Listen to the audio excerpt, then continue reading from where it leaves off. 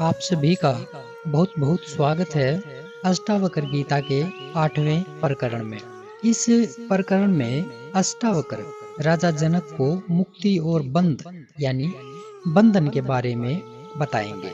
इस प्रकरण में 4 सूत्र हैं। आज हम पहले सूत्र को समझने का प्रयास करेंगे।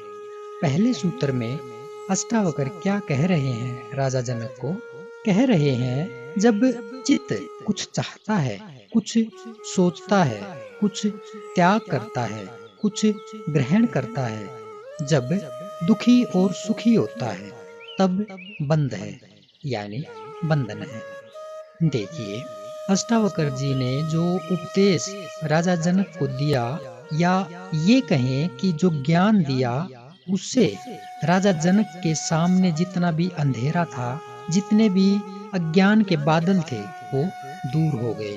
और इससे पहले वाले जितने भी हमने प्रकरण किए, उसमें अष्टावक्र जी ने न जाने कितने ही प्रश्नों को घुमा घुमा कर राजा जनक की परीक्षा ली, और उसमें राजा जनक खरे भी उतरे।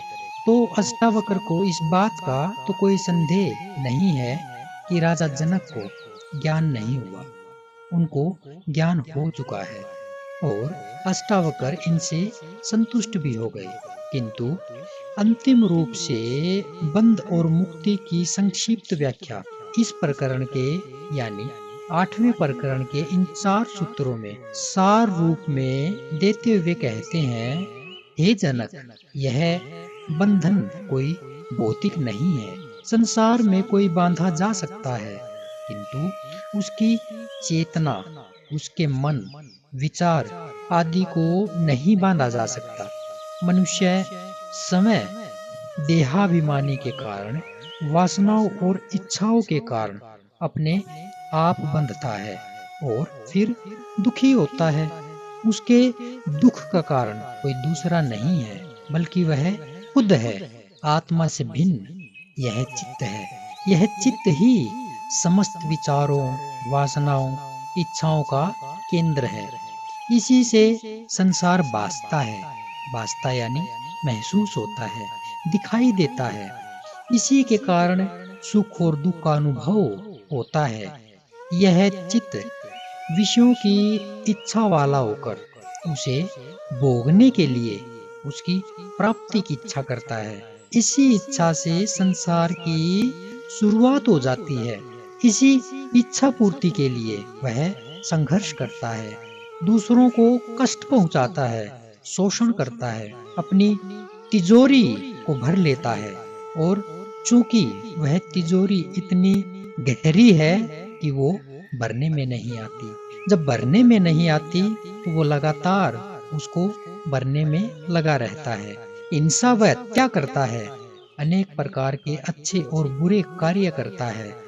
जो जो उसे प्राप्त होता जाता है, लोभ भी वैसे ही बढ़ता जाता है। तृष्णा बढ़ती जाती है, मोह बढ़ता जाता है। एक पूरा जाल तैयार हो जाता है।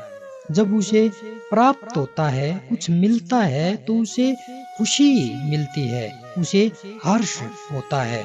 जब प्राप्त नहीं होता तो दुख का अंबार लग जाता है, वह खूब दुखी होता है। इस प्रकार वह सुख और दुख इन दोनों का अनुभव करता है। प्राप्त नहीं होने पर अथवा बाधा आने पर वह क्रोधित भी होता है। इस प्रकार चित्त जब इच्छाएं करता है तो वासनाग्रस्त होता है। तभी वह कुछ चाहता है, सोचता है, त्यागता है, ग्रहण करता है, और इसी से उसे सुख और दुख दोनों होते हैं। योग वासिष्ठ ने भी कहा है कि वासना से बंधा चित्त ही बंधन है, और वासना का क्षय ही मोक्ष है। क्षय यानी गलना, यानी हटना। इसलिए हे राम, तू वासना का त्याग करके मोक्ष की इच्छा का भी त्याग कर दे, तब तू सुखी होगा। बाहर कर्म जगत है जो छोटा है, किंतु उसके पीछे एक विशाल विचार जगत है, और उसके पीछे ही सबसे विशाल वासनाओं का जगत है। इन वासनाओं से ही मनुष्य के विचार पैदा होते हैं, और इन विचारों से फिर वह इन कर्मों में लग जाता है। इसलिए कर्मों को रोक देने से विचार नष्ट नहीं हो सकते और विचारों को रोक देने से वासनाएं नष्ट नहीं होती। वासनाएं यदि मूल हैं, यानी वासनाएं अगर जड़ है, तो विचार उनके तने और शाखाएं हैं, और ये जो कर्म है ये उसके पत्ते हैं। इन सब की खुराक तो वासना रूपी जड़ों से ही मिल रही है, जिससे पत्ते मात्र काट देने से कोई परिणाम नहीं होता। जब तक वासनाएं जीवित हैं, तब तक कर्मों पर रोक लगा देने से कोई लाभ नहीं होने वाला, बल्कि वासनाक्षय से यह विचार और कर्म जगत अपने आप स्वतः नष्ट हो जाता है।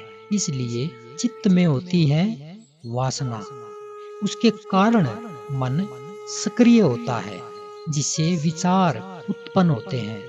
इन विचारों को बुद्धि नियंत्रित करती है। वह थोड़े से विचारों को ही क्रियान्वित करने के लिए वह शरीर को आदेश देती है, और फिर यह शरीर कर्म में उतरता है। अतः कर्मों का अपना स्वतंत्र अस्तित्व नहीं है। वासना के कारण ही मनुष्य सोचता है, चिंतन करता है, त्याग करता है, और ग्रहण भी उसी के कारण करता है। ये जो सुख दुख चिंताएं हैं, ये भी इसी वासना के कारण होती हैं। ये सब लक्षण हैं जो वासना के कारण पैदा होते हैं, और इन्हीं से मनुष्य की ये पहचान होती है कि वासना अभी शेष है। मन का सक्रिय होना ही बंद नहीं है, बल्कि वासना की उपस्थिति ही बंद है। क्या कहा? मन का सक्रिय होना बंद नहीं है, बल्कि वासना की उपस्थिति ही बंद है। वे काम, क्रोध, लोभ आदि उसके फल हैं। वासना से ही चित्त में तरंगे उठती हैं। ये तरंगे ही मन है। तरंगों को सीधा रोका नहीं जा सकता। केवल वासना रूपी वायु के रुकने से ही तरंगे शांत होंगी। इसी प्रकार वासना क्षय से ही मन का क्षय होगा, अन्यथा नहीं हो सकता। वासना के विगलन से ही मन का विगलन होगा, अन्यथा दूसरा कोई उपाय नहीं है। इसलिए अष्टावक्र यहाँ पे कह रहे हैं कि ये जो शरीर है ये बंधन नहीं है, न उसके कर्म बंधन है, न मन बंधन है, न उसके विचार, बल्कि असली बंधन तो ये वासना ही है। यह वासना चाहे भोग की हो या फिर त्याग की, संसार की हो या मोक्ष की, ग्रहण की हो या फिर त्याग की, इससे कोई फर्क नहीं पड़ता। दोनों ही बंद हैं। कर्म में जो उलझेगा वह राजनीतिज्ञ हो जाएगा, विचारों में जो उलझेगा वह दार्शनिक हो जाएगा, किंतु जो साक्षित्व को उपलब्ध हो गया वह धार्मिक है, वही मुक्त है। विचारों का जगत इन तरंगों का जगत है। दार्शनिक इसी का हिसाब लगाता है, उसे शांत समुद्र का कुछ पता ही नहीं होता। राजनीतिज्ञ कर्म में ही उलझा रहता है, उसे विचार जगत का कुछ पता नहीं होता। कर्म सामान्य जन के भी समझ में आ जाते हैं, इसलिए कर्मों की व्याख्या अधिक करी गई है। इसलिए कर्मों को अधिक समझाया गया है।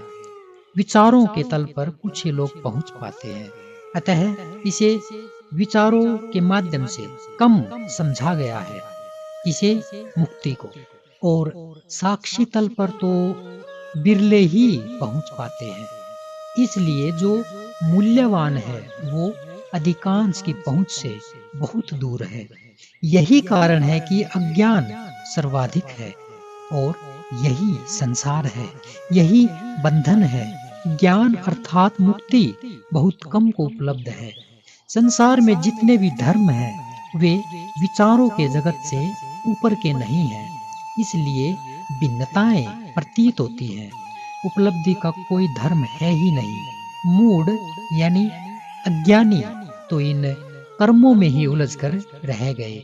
वे आचरण, सदाचार, कर्मकांड इन सभी से ऊपर कभी उठ ही नहीं पाए, इनसे ऊपर कभी अनुभव कर ही नहीं पाए। इसलिए अष्टावक्र इन सब को बंधन कहते हैं।